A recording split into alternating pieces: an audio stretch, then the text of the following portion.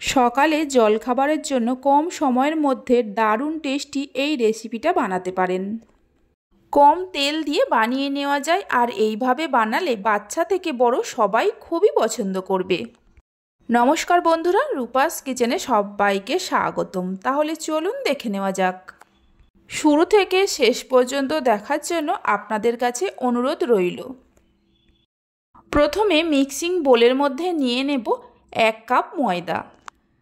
ময়দার মধ্যে দিয়ে দেব 1 চামচ গুঁড়ো দুধ আর স্বাদ মতো নুন। নুন আর গুঁড়ো দুধটা ময়দার সঙ্গে মিশিয়ে নেওয়ার পর যে কাপ মেপে ময়দা নিয়েছি ওই কাপেরই 1 কাপ জল দিয়ে দেব।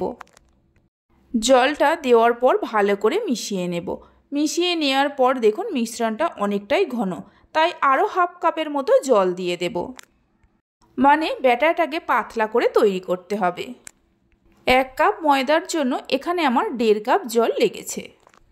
দেখুন ব্যাটারটাকে ঠিক এইরকম পাতলা করে তৈরি করে নিতে হবে। এবার এর মধ্যে দিয়ে দেব একটা ডিমকে ভেঙে নিয়ে।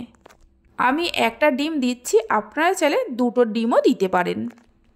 ডিমটা দেওয়ার পর ব্যাটারের সঙ্গে খুব ভালো করে মিশিয়ে নিতে হবে। ব্যাটারটা তৈরি করে নেওয়ার পর একটা পাত্রের মধ্যে নিয়ে নেব একটা মিডিয়াম সাইজের গাজরকে গ্রেট করে নিয়ে, একটা শসাকে ছোট ছোট করে কেটে নিয়ে দিয়ে দেব, কিছুটা ধনেপাতা কুচি দিয়ে দেব, একটা মিডিয়াম সাইজের পেঁয়াজকে কুচিয়ে নিয়ে দিয়ে দেব, 1 চামচ কাঁচা লঙ্কা কুচি দেব। ঝালটা আপনারা যেমন খাবেন সেই মতো কাঁচা লঙ্কা দেবেন। স্বাদ মতো নুন দিয়ে দেব আর 3 চামচের মতো টমেটো সস দিয়ে দেব।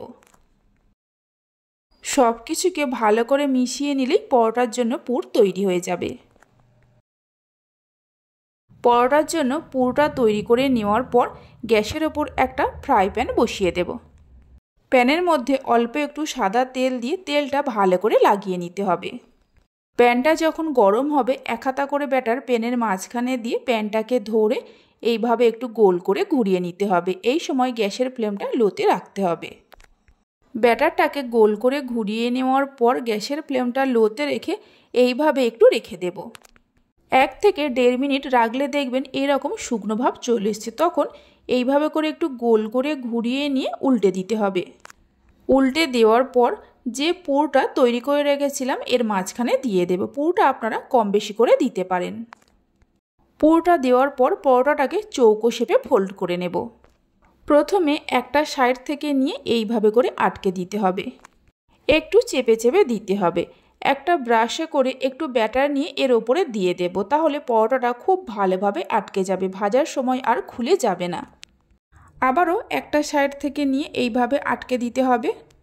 আবারও একটু করে ব্যাটার পরোটার মধ্যে লাগিয়ে দিয়ে পরোটাটাকে ভালো করে ফোল্ড করে নিতে হবে। এই পরোটাগুলো খুব তাড়াতাড়ি রেডি হয়ে যায় আর তেলও কম লাগে। এই পরোটাগুলো এতটাই টেস্টি হয় যে একটা খেলে মন ভরবে না। এইভাবে পরোটাটা বানিয়ে খেয়ে দেখতে পারেন। বাড়িতে বানালে খেয়ে কেমন লাগলো অবশ্যই আমাকে কমেন্ট করে জানাবেন।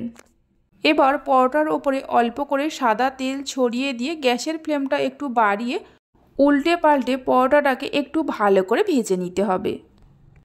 পরোটাটাকে ভালো করে ভেজে নেওয়া হয়ে গেছে। এর থেকে আর বেশি লাল করব না। আপনারা চাইলে এর থেকে আর একটু লালও করতে পারেন বা এর থেকে হালকা করেও ভাজতে পারেন। প্লেটের মধ্যে রেখে দেব। বাকি যে ব্যাটারটা আছে এইভাবে তৈরি করে নিতে হবে।